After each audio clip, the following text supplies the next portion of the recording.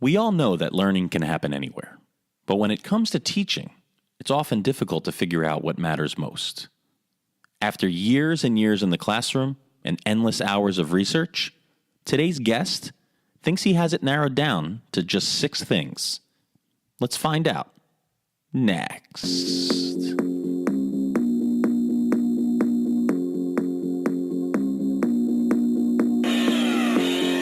Hello and welcome to 1% Better. I'm your host, Joe Ferraro. You're in the right place if you're looking to get 1% better each and every day. It's easy to do and easy not to do. Hey, thanks for listening. I also want to thank all of you who have subscribed to 1% Wednesday. That's the best place to get the latest on all things 1% better. Each week, I send a short note and an original video designed to inspire you. You can sign up by clicking the link in the show notes or at 1%betterproject.com. This week, our focus is education, but you certainly don't have to be a teacher to get an awful lot out of today's conversation. My guest is Dave Stuart Jr., a writer I've personally been following for over 5 years. He's one of the most clear, concise writers I have read, and I encourage you to subscribe to his blog. In today's conversation, we talk about how to find what Dave calls your Everest and how it applies to your personal and professional lives. What 6 things Dave has concluded matter most when it comes to teaching and learning. The value of doing hard things. And as you've come to expect, much, much more. Get ready to get 1% better with my conversation with Dave Stuart Jr. Today on the podcast, I went out and got another teacher, but someone whose work I've admired for a long time. Dave, I want to welcome you in here. I've been trying to recruit you for some time, man. What have you been up to? Joe, I can't believe we're finally doing this. I'm so excited. Well, at first, you kept saying maybe someday. You put me in the maybe someday pile, and I didn't understand why. And then all of a sudden, you went and wrote a book. So you had a pretty good defense. You know, man, I mean, I'm a teacher. I'm in the classroom, 100-plus kids, and trying to do writing on top of that and the occasional speaking or workshop. It's crazy. So, yeah, unfortunately, I did have to put you in the maybe someday category just out of necessity, man. But gosh, I love this podcast, and I'm thrilled to be on it. Yeah, thank you for saying that. I know that you have listened. You've quoted some episodes. You've talked to about some of the speakers and thinkers I've had on, and some of them will talk about they did find their way into your book. So a lot of our thinking seems to converge. Would you agree with that? Absolutely, man. Absolutely. We're studying, I think, a lot of the same people, and both trying to get better day by day in all arenas of life. I think that's what I resonate with about what you do, Joe, is it's not just focused on, just teaching or just this area, but viewing improvement as something that we do all across the day. And when I seek out the work of people I really, really respect, like you, I always learn something, and I didn't expect it to come this quickly and this clearly, but you said something in one of our conversations about rough draft thinking. And I don't know if I've ever thought about it just like that, but when you get down to it, a lot of what I'm doing in this project is just that. It's the idea that I'm going to put my best ideas today out there, reserve the right to learn more, change my mind. I mean, that's a beautiful way to put it. I wonder, maybe we can dive in with that. When you said rough draft thinking, people can really benefit from that. Can you open that up a bit? I think that, well, so like I said, I'm a classroom teacher, and that's what I'm doing all day. And so when I started my blog 6-7 years ago almost, I knew that I wanted to produce some writing and put out my thinking to fellow colleagues. I wanted to share what I was reading about, but I wasn't going to have time to produce these massively polished, beautiful blog posts. I was going to have to just get work out the door. And that was kind of the key change in my blog output when I just sort of accepted that and even would say that to my readers. Thanks so much for just hanging with me in my rough draft thinking. What am I currently wrestling around with? And I think that the people who do stick around and read my blog over the years, it's the type of people like you and me, Joe, who it's not, we can buy a book, right? I can buy a book by so-and-so if I want their polished thinking on a topic or their polished message. But what really fascinates me is, what did it take to make that book? What's what are the bad ideas that you kind of had to wrestle around with or change, transform in order to get to the place where, okay, now you've got a book. So to me, rough draft thinking is what it's all about. That's where the growth happens.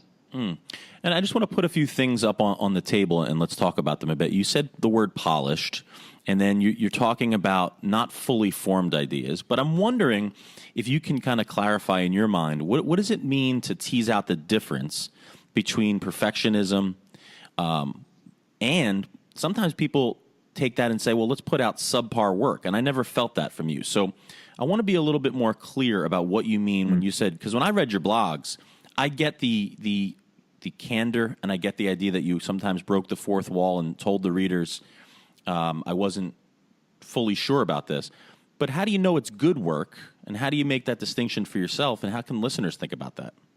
That's a great question. I think sometimes I don't actually know, Joe. It means it's so weird. And you know this. Sometimes you think you put out this great podcast episode and maybe nobody listens to it or nobody shares it. And other times maybe you thought it was okay, but you know, it kind of takes on a life of its own. And I see that in my blog all the time. I'll write some posts that I was working on for a really long time, like drafting inside of the blog, just kind of holding on to it, drafting, tweaking, polishing, and put it out there. And it doesn't get a lot of traction, but I'll put out some other posts that have kind of been mulling in the back of my mind or something. And I'll sit down and I'll write that in an hour, give it real quick proofread, and then click publish, and that'll really connect with people. So I think I'm never wanting to waste anyone's time, but that's what I love about doing work on the internet is if I am wasting your time, you can just click away, right? Or stop listening. But I'm also committing myself as a professional to get work out the door. I got it. Now let me ask you this. What mechanism do you use before you hit publish? Do you have a checklist in your mind? Is it a gut feeling?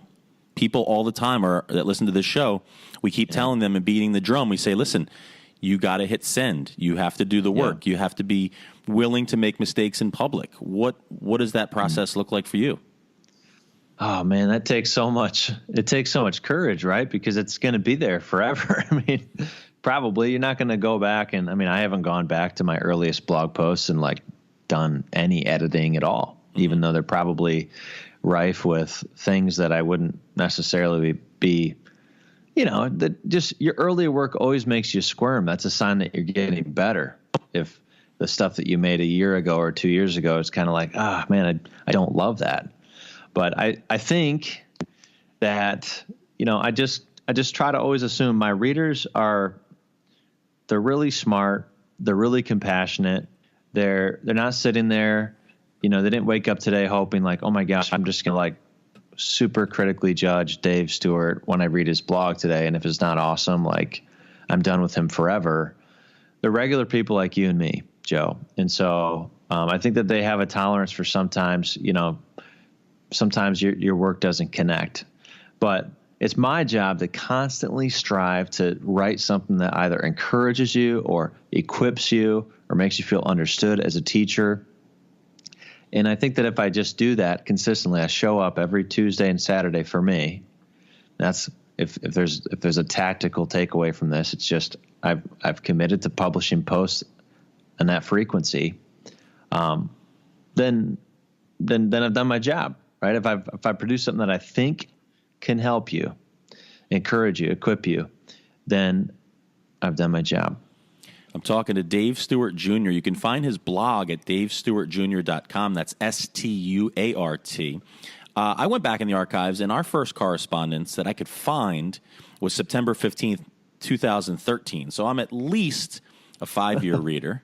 And so I've seen that journey. And that journey has produced a book that you launched on July 24th, These 6 Things, How to Focus Your Teaching on What Matters Most. And when you talk about having a clarity of purpose, when you talk about something that can be a North Star, as I talk about, you went and wrote this book that I think, if I'm reading it correctly, can serve as a North Star for you, as well as people on both ends of the teaching spectrum. Is that even in the neighborhood of what you were trying to achieve with this book? Absolutely, Joe. I wanted to write a book. So just to rewind, I've actually written another book. It's called A Non-Freaked Out Guide to Teaching the Common Core. And it was the exact opposite of the book you just mentioned, These 6 Things, my new book. So that first book was it was like so time sensitive, so based on this very niche little thing. It's so not a book that I encourage anyone to read, because it just really, I think that it did serve a purpose. It added a little bit to the professional literature, but just a very little bit. So when I sat down a few years ago and decided I'm going to try to write this book, These 6 Things, the book that became These 6 Things, I want to write something that could stand the test of time, something that I could look at in 10 years and not expect to be terribly outdated. The advice in this book I've designed to be the type of thing that I will be able to practice myself in my classroom for the rest of my career. So I think I love that method, that language, Joe. North Star. One of my best bosses ever used that a lot, and that, like, that's just probably a mark of great communicators, great vision setters. Is, hey, let's try to pinpoint what exactly we're after and keep that in view so that we can navigate appropriately and wisely in an ever loudening, so noisy, so distracting teaching environment of today. Yeah, when you send me a copy of the book, you never know quite what you're going to see. And when I saw your book, I saw intentional word choice here, a real book. This thing is what you get, and you look at multicolor, beautiful graphics, pull out quotes, clarity. Like, this is a book that you go to Barnes & Noble, you go to Amazon, and you're really, really pleased when it comes in. And, I can't always say that, but this is a book that it really resonated with me, Dave. So I want to just applaud you for that, man. You're out there doing the work. Yeah, I'm so glad, Joe. Everything from the choice of publisher, to the number of chapters, to what's in each chapter, has been like this book is the opposite of rough draft thinking, because it's like every decision that came to be what's in that book took years to make. I mean, I chose this publisher, Corwin Literacy, because I know that they produce beautiful, really high quality books. And I agree with you, man. When I look inside of the book, These 6 Things, I'm blown away by just how well it's presented. And that's all the publisher. What did your wife say when she looked at this book for the first time in its best draft? Yeah, Crystal thought it was very cool. Crystal beats up on herself sometimes for not reading everything that I write. And I always tell her, like, seriously, there are so many more important things that I'd rather that we be reading, as a couple, and you be reading as who you are, Crystal. So don't fret about that. But she said, yeah, this book looks cool, Dave. Nice job. But I just made a Word document. The publisher made it look pretty. I love that. You can find the book at davestuartjr.com/T6T. That's for These 6 Things. I want to get into some content. The first chapter that you write, instead of North Star, you use the image of Everest, if we're staying with metaphors. And it was very powerful because it kind of does 2 things for me as I was reading. In your classroom, you have a very, very simple poster. And it's funny, sometimes people that think about teaching or leadership, I fall victim to this. We sometimes think it's going to be this fancy production value. It's going to be like a wood carved, piece of decorative item on the wall. And I look and I see this piece of chart paper, and it just basically says your Everest on it. And so that coincided with something you talked about later for me, which was permission to simplify. So with that teed up, I'm wondering if you can tell listeners a little bit about the thinking that goes into choosing your Everest and how that might blend with, it doesn't have to be anything perfect, again, to stay with the theme, but talk about that process, if you would, about Everest. I think it's amazing, Joe, that the 2 men who originally made the first successful ascent of Everest, Hillary and Norgay, these guys, that was insanely, I can't even imagine. Even when I watch Everest, documentaries today, it's just like, holy cow, that is not something that I would ever want to do. So difficult and challenging. But there's a very real way in which teaching every single year is much more difficult than ascending Everest. Even, back in 1953 when they did it the first time. And that's because an Everest climber has such a very clear, distillable task. Like if you ask 100 random people in an Everest climber's life, what are they trying to achieve? They're going to give you 100 identical sentences. But if you ask 100 random people familiar with what a teacher does, what is that teacher supposed to do in a single year? What is their job? What is their highest goal?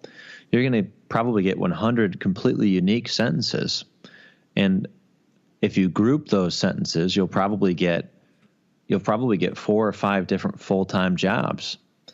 And so teachers operate underneath this, like they perceive all these expectations. And I think it's one of the reasons why we have such a high attrition rate in teaching, because it's just very stressful.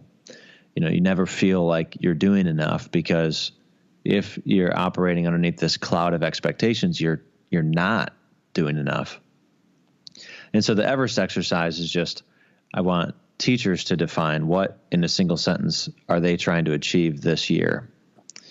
And so my Everest sentence, that I wrote some number of years ago and just kind of probably polished for the first few months that I had it, is in my classroom, we're all about becoming better thinkers, readers, writers, speakers, and people.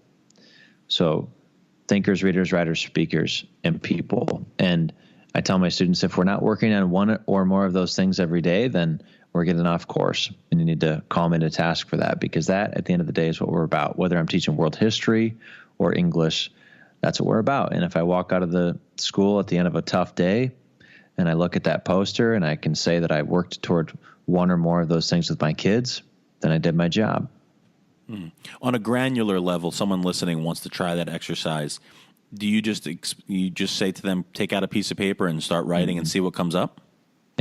I'd like them to start writing and to set a timer, for 30 seconds. When I lead workshop participants through this, it's a 30-second exercise, because I want from the gut, what is the distillation of your job? And then, put that on a little index card or something and carry that around with you for a few days and weeks, and keep looking at it and asking yourself, is this it? Like, does this encompass everything? And I think that's where a list sentence is useful. So my list has 5 broad things on it. But basically, once you get to that point where you can say, yeah, that is basically what my class is, you could expect to walk into my class and see us working on one or more of those things. Then I think you put it on your wall and you live with it, and you tell the kids about it, and you continue to operate, asking yourself, is this what I'm after? Is this really what my class boils down to? And I think your listeners, sooner than later, will find, yep, that's my sentence. So that individual Everest sentence, Joe, that's how you create it. So when I think about that, I mean, to me, it sounds a lot like something that would be posted on a wall at Chick-fil-A or Panera Bread or Zappos. Did you see crossover there in terms of that mindset? I think I see crossover. Well, for example, in Essentialism, the book by Greg McKeown. Is that how you say his name, Joe? Yeah. Yep. Okay. He talks about clarity of purpose, which you referenced a minute ago. So I see crossover in like the literature. I think probably great companies have this too. I can't think of what Chick-fil-A's would be, but you do see like their vision, on the wall in a Chick-fil-A restaurant. But really, that's what we're getting: clarity of purpose, clarity of destination. What are we ultimately after? And then that helps to inform and cohere the work that we do on a daily or even minute by minute basis. When you talk about the 6 things that really matter, it all boils down to this center target of long-term flourishing. And that turn of phrase is very interesting, because it's presented as a common sense thing that we all should know, that we're looking for our students to be flourishing long term. But I have to admit, I haven't really heard it in exactly that way, in that clearer term. So is that something that came up early? I mean, it seems commonsensical, but you're trying to get your students to be sufficient without you, to succeed long term. Why was that your center target? I've spent most of my career teaching English, Joe, and I was getting pretty burnt out by like some of the intensely philosophical debates that English teachers were having. This is a number of years ago, but I think this still happens. Like, should kids read all choice-based books, or should it be, the traditional canon, or should all of their writing that they do in an English class, should it all be for real world audiences, or is the traditional academic essay okay? And, people are just like banding back and forth and using these super like sweeping statements that are basically just, their own personal philosophy, like their own personal opinion. And so I was floundering around trying to find like, well, what is it that we all have in common? And I think the phrase long-term flourishing, when that popped into my head, that kind of stuck for me. It's like, okay, that's the ultimate inarguable objective. That's the Everest of Everest, I think I call it in the book. That's the thing that has to cohere all of our little individual missions as teachers. Like, they all have to submit to that top peak, right?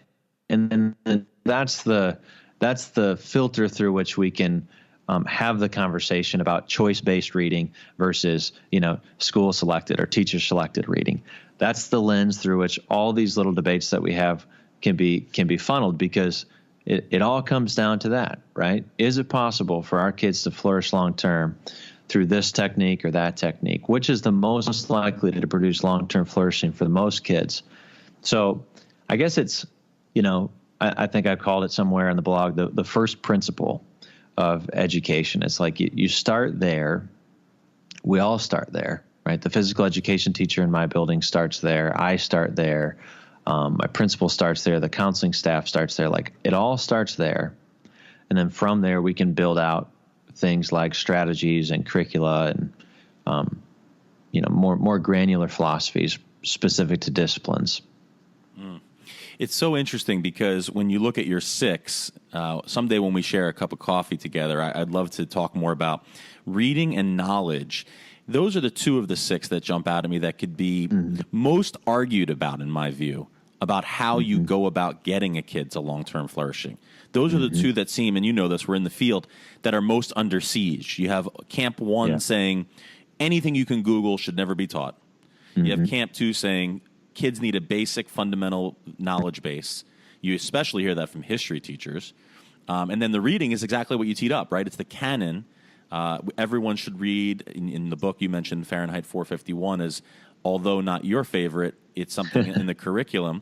But for me, I always use, The Scarlet Letter or The Great Gatsby versus kids should be reading 21st century. So that question in and of itself is a 40-minute conversation. But if I can just task you to just take a quick one swipe at that, what would you say in response to that?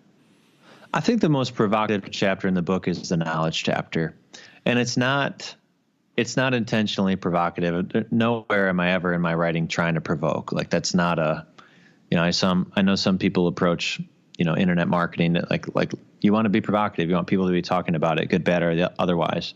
So the knowledge chapter is not meant to provoke. It's just, I couldn't get away from it. As I was researching the book and trying to figure out what are the most essential things that we all can be working on across the school day, I finally had to put knowledge building in there because the literature was just overwhelmingly like punching me in the face with this. It was like, okay, one thing that I've always valued, Joe, is I want kids debating in my class. Yeah. Okay. I want them having a lot of debates in my class because they find it engaging, and it's like this live activity that I can coach them during, and I can teach them all types of things, like how to be kind and how to think better and how to effectively refute somebody. I can teach all these things in the context of debate.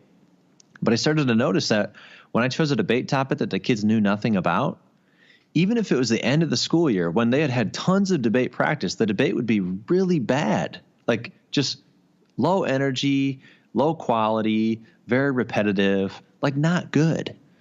And I realized that the problem was knowledge. So there's this one specific time when, North Korea was in the news. This was years ago, but North Korea is always in the news.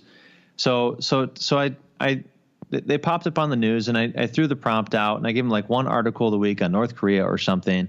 And I said, okay, what should the world do about the North Korea crisis? And so the kids did this debate, and it was just terrible. And I said, man, what's going on? Like, you've had such good debates before this.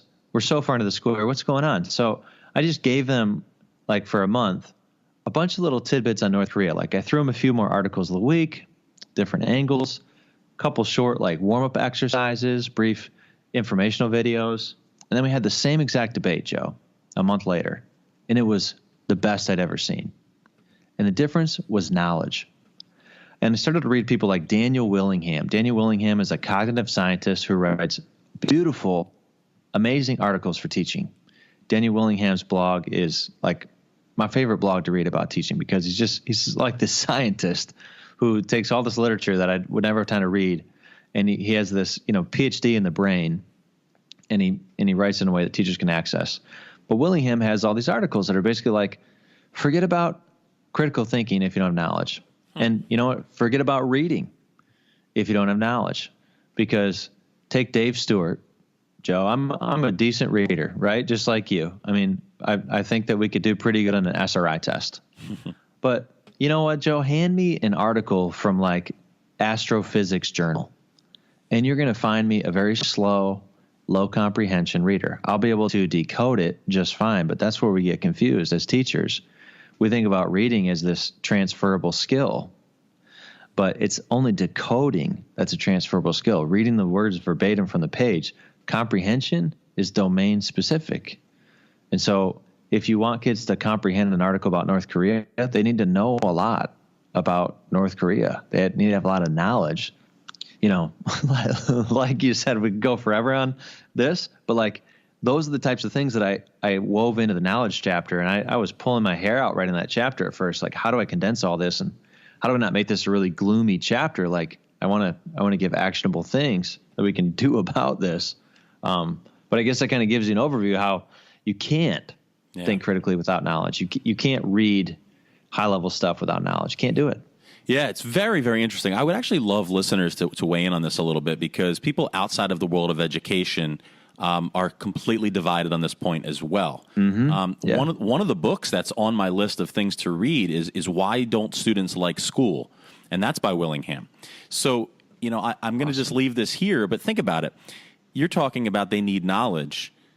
If I'm thinking quickly, I would say that kids in an English class, they're not after knowledge. They're actually after kind of stimuli, and they're after things that directly relate to their life and the future. And sure. when you say that knowledge is crucial, what an interesting debate, man. I would love to kind of do that. If we had more time, that's a beautiful thing, and I'd love to hear more feedback on. But we have so much to get to in the book. I love it, man. Somewhere also on your beautiful pictures in the book, you have Do Hard Things. It's a picture, a live look right into your classroom. And when you talk about an ethos that works with this show and the project that I'm on and the journey I'm on in my classroom, I don't want to do hard things sometimes, Dave. I want to do things that provide me comfort and reassurance. Why is that poster in your classroom, and how do you practically get students to buy into that? That's a great prompt. I tell my kids, listen, I don't want you to become workaholics. I don't want you, studying 24/7. I want to teach you how to study really smart, read smart, schedule your time so that you do work, and then do relaxation, do recreation. But I think particularly for adolescents, this message of do hard things is very powerful. So I lifted the phrase from the title of a book. The book's called Do Hard Things by two teenagers, Alex and Brett Harris. And what these guys are basically writing about is how teenagers should be insulted by the incredibly low expectations that we have for them as a society. Because, it's like, as long as you're not doing drugs, you're a good teenager. And hey, if you turn in your homework, man, you're a great teenager. Like, make your bed, you're awesome. And these guys say that's ridiculous. We should be insulted by that. We're not being taken seriously. 150 years ago, the word teenager didn't exist. And people the age of my students, my ninth graders, 14 and 15 years old, they'd be out, seriously starting in their adult life. So these are the types of things that I try to speak to my students about frequently in as many ways as I can. And I've actually come to find out that part of this, this is a really old tactic. Even Aristotle wrote about how youth, and he's referring to like the adolescents here, they're very, very sensitive to being taken seriously. Another study, I can't cite the study exactly, but found that when you like pump testosterone into people, which, adolescents are full of testosterone, when you put it into people, they're more sensitive to being slighted. Like they're more likely to interpret a stimulus as offensive or condescending. And so I think Do Hard Things touches on that. It makes kids feel like, wow, this teacher really takes me seriously. And what I'm also trying to do there, Joe, is I'm trying to cultivate the key beliefs that underlie student motivation. So that's in chapter 2 of the book, the 5 key beliefs. Basically, I'm trying to have them to see me as credible, someone who cares about them. That's a key belief that makes kids way more likely to do what I want them to do and do it with care. And so I'm not talking about coercing kids or manipulating kids into doing things that are like that they wouldn't want to do. I'm talking about helping kids motivate themselves to do work that's going to benefit them in the future, right? Like if you study world history, if you practice writing and write a lot in my class and work at getting better at that, there's no way it's going to hurt you, So the Do Hard Things helps me to cultivate credibility, valuing of school, of challenging assignments. Helps kids to feel like they belong to this community of people who are all pushing themselves to be better. So I guess in a sentence, in that Do Hard Things little phrase, that's just something useful that I'll refer to during a given lesson or conversation with a kid to try to remind them of who we are as a class, what we're about, why we do what we do. DaveStuartJr.com/T6T for the book. You definitely want to pick it up. You mentioned credibility. I think another way to build credibility, to my mind, is to be on the journey with them. And one of the 6 things, and you combine speaking and listening, I applaud you for that, is that you're doing it. You're on a podcast right now. You're doing speaking and professional development. You're doing it and modeling it in your classroom. What a beautiful place in 21st century learning to talk about speaking and listening. It's an interesting part because I've never heard a parent say students should do less public speaking. They're never saying that, and everyone knows the value. And that's my most successful class is the public speaking. Everyone sees the value in it. How have you seen that evolve in your teaching career where there's ebbs and flows with students that are now interested in it, scared of it, and you cite it as one of the 6 things you have to get right? Yeah, Joe, you do have to get it right. That's the bulk of communication that we do, even still today in a digital world. We still mostly communicate through speech. We still take in a ton of information through listening. I've found that just like you, parents aren't against speaking. I've not ever had a parent complain that there's not enough of it. So I think that even for parents, it is a forgotten language art. That turn of phrase is Eric Palmer's. Eric Palmer is a great speaking teacher. So this forgotten language art should be all across the school day. There should be opportunities for kids to speak publicly, and I would include like pair conversations as very low stakes public speaking, group conversations, a little higher stakes, and whole class. That's pretty high stakes public speaking for an adolescent. So I think that there's a ton of kids who arrive to me who are very anxious about this. And so the first public speaking experience of the year, that's what it's all about. I just want the kids to simply stand up at their chair and engage in this, what I call a pop-up debate. You just stand up and you read one sentence from a piece of paper for this pop-up debate, and you're good to go. But I find this to be a critical moment in the progression of the school year because these kids are terrified of that thought. That idea of standing up at my seat and saying something for the whole class to hear. Literally, Joe, I'll ask the kids afterwards, hey, raise your hand if you were at least a little nervous about this experience. And you get 80 to 90% of the kids raising their hand. And this includes the kids who you wouldn't think, the ones who seem pretty extroverted or outspoken. And then there's always a few kids in class who are like debilitatingly anxious about public speaking experiences. And that's why I love requiring so much of it during the school year. It takes careful scaffolding, Joe, as you know, but no matter what class I teach, I want these kids experiencing at least once a month the opportunity to, during a 20-minute whole class discussion or pop-up debate, I just want to expect everyone to speak for the whole class to hear. And I'm going to scaffold that, and I'm going to create an environment where that's safe, but it's transformational, especially for these kids who are like debilitatingly anxious at the start of the year. I've had kids say at the start of the year, I was the kid who would, I felt like I wanted to throw up when we did a pop-up debate. Or if you would have told us the dates for the pop-up debates at the start of the year, I would have skipped all those days, been homesick. I've had kids say that, and then by the end of the year, they're one of the leading debaters in the class. There's probably nothing more impactful that I do, and I'm serious, than creating an environment in which public speaking is expected, it's normalized, and it's applicable to all kids. Man, I love that. Absolutely love it. Another place to tee up. When you get into that chapter in the book and that section, you can go for a long time. You do list Palmer and his research there, PV Leg, something I've used in my classroom. It's incredibly effective. I'm sure listeners can reach out to Dave or myself and get more information on that. One of the other places we haven't touched on is writing. The most formalized in some ways, certainly the opportunity to be most refined in your thinking. Can you give me 2 or 3 core beliefs that you have about how people learn to write better? Absolutely, Joe. So first, they need to value it. And I think there's a lot of ways we can speak to kids about the value of writing. In that chapter, I've got a few different reports that are really interesting. Probably the most interesting, worth your time, is the writing a ticket to work or a ticket out. So just the executive summary of that report, the first 5 pages or so, gives you lots of fodder for talking with your students. You could even copy and paste some of that and put it on a screen in front of the kids and just have them discuss.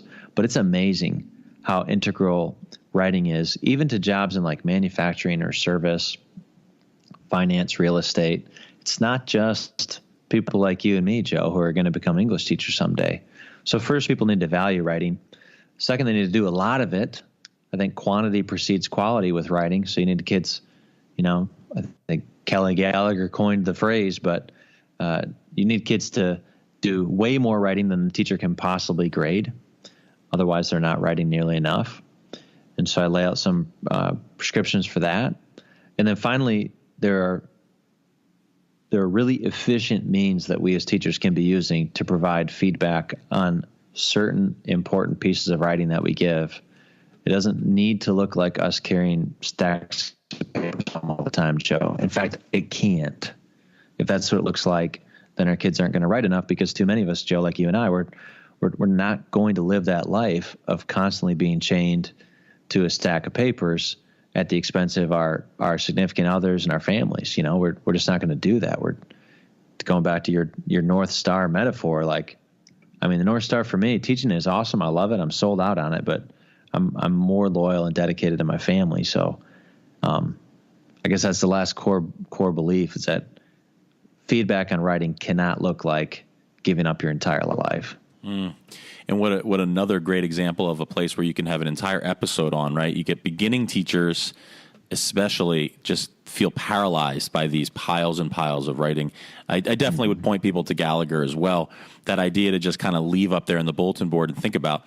Gallagher says students should be writing about 4 times more than we can grade. And that's a whole other conversation that I love, and we scratched the surface today for sure.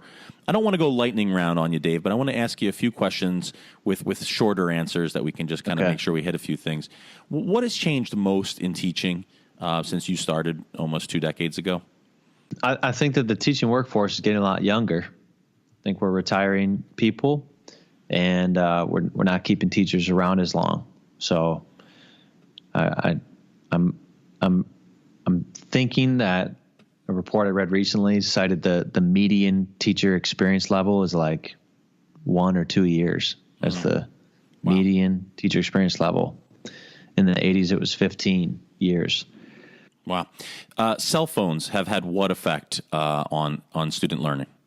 I think what cell phones do for kids is give them access to the entire social scene at the school. I think this creates a higher incidence of kids feeling left out. I certainly am one of those who believes that the increase in student mental health issues that I've seen in the past 10 years is totally correlating to the increase in student access to smartphones. So I'm concerned about our students' mental health with cell phones, and obviously that affects learning. And just a quick follow, your policy in your classroom on cell phone use? So I'm a yellow light class where you're allowed to have it in my class, but we're only going to use it if I have an exercise where we need technology. Otherwise, it needs to be off and away. Got it. Listeners can tell that you're well-versed on a number of areas. If I was hiring you to do a TED Talk right now, you would speak about what? I'd be terrified, Joe, man. I'd be so scared. That's like the most intense type of speaking you can do. It will probably be on the 5 key beliefs beneath student motivation. I think that's just something right now. That's just, as I expose teachers to that and got a few online courses where we're in-depth wrestling around with these 5 beliefs and the research behind them and what it looks like in the class. It's pretty powerful what teachers are taking away. A book you read recently that kind of woke you up and changed a thought pattern you had? Oh, I'm going to go with something by E.D. Hirsch, something about knowledge that it's not the knowledge deficit. That's the one that stuck in my head. He has a book on knowledge that was one of the ones that in researching the knowledge chapter just blew up my mind. I don't know the book either, but his name came up in the Will Richardson episode when Will was on. He talked about that whole search for knowledge versus skills is a big piece of it. What do you do in the first couple of days of school? I know I've actually read a lot about this, but in short, what's the most essential thing for you to set the tone in your classroom? I think within the first week, we should be doing each of those things on my Everest sentence on my wall. So some type of reading, writing, speaking, listening, thinking, which is really arguing and knowledge building, and then belief cultivation, man. Those 5 beliefs, you need to design learning experiences the first week that immediately communicate to kids, okay, this is a place where I belong, my effort can pay off, etc. In a moment, I'm going to ask you if there's anything that I skipped over or something you want to highlight. But for my final question will be this. Recently, I had a friend reach out and say he met a woman who was thinking about going into being an English teacher. She was on the fence and was looking for the pros and the cons. Now, that may be a red flag right away, but let's for that exercise, what is the litmus test in your experience for someone who wants to figure out if they're right for teaching? How do they begin to make that decision? Because I don't think we can deny, especially based on the earlier statistics that you referenced, that we need great teachers. Our students need great teachers. What is the litmus test to know whether or not this is for you? I think it's a great exercise to go through. So I would say that you need to love 3 things, or love the idea of learning to love 3 things. You've got to love the young people that you're going to be working with, the age you're going to be working with. You've got to just love that type of human being. If you don't see that you would have the capacity to learn to love them, then you're going to be miserable. I don't think that you probably last. Second, you need to love your content. This English teacher, she needs to really love writing and reading, so literacy in general. She needs to also love, whichever literature that she's going to be working with. So and that'll depend, right? She could be in a district where she's required to teach, from the canon. Could be in a district that's all choice-based. She should be able to love wherever she's planted, I think, and help kids to love that. And then finally, the third love would be connecting the 2. You've got to love the challenge of teaching. Teaching is incredibly hard. It's very akin, I think, to the other professions like practicing law or medicine, in the sense of, it's elite. So in you've got to love that. And you've got to be okay with the fact that, your pay might not necessarily represent that. And the prestige that you receive in society might not necessarily represent that. You've got to be okay with all that stuff. So the 3 loves: kids, content, craft. Strong. And for someone who lives in Michigan to drop an elite from Minnesota there, PJ Fleck, I like that. That's big time. I like that. Dave, what did we miss, man? This has been so much fun. What did I skip over, or something you want to highlight in closing? Joe, how am I going to critique you in this podcast, man? I mean, as soon as you said, hey, I'm going to be asking this question, in the back of my head, I'm like, what am I going to say to this guy? Huh? All right. This guy is thorough. So you really listening to this podcast, Dave? Oh, yeah, man, of course. Yeah. So let's do this. Instead of putting you on the spot that way, put me on the spot. In closing, what's a question you have for me? You've followed my journey. You've been more influential in my journey than you realize, and I mean that completely sincerely. What's something that pops to mind when you think of my journey, my classroom, and this podcast? And we'll close with that. Joe, I mean, what's the next big project that you want to tackle? I was curious about that when we got on the call this morning. I know that you've expanded into doing some speaking and workshops, things like that. So what's like the next big, peak on your way to where you're headed with this project? Yeah, it is the live public speaking. I had a chance to go down to San Antonio and speak to 250 student athletes about leadership. And I gave part keynote and part I was the MC/host to kind of transition. So that's a piece of it. I also think that someone asked me this question the other day. In this very niche way, I fell in love with hosting a panel. So if you can imagine me on a stage hosting you, Penny Kittle, and Kelly Gallagher. And I get to ask the questions. And I get to, play with the parts of my mind that really get excited about oscillating back and forth. So something you would say, then I would pit Penny against you or for you and kind of create that good tension. I found that I'm not a multitasker, but I do like to flip tabs on and off, if that makes sense.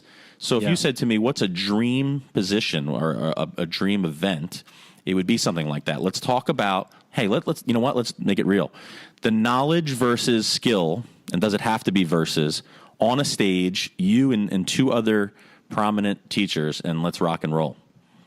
Dude, let's make that happen. Right? NCTE 19, buddy. All right, and you've been there. I have not. So let's talk off air. But that's the best way I can answer your question in the way that it's going to challenge me, and ultimately it's going to provide tremendous. If we do it right, it's going to provide tremendous value to the audience. So something like that is exactly where I want to be.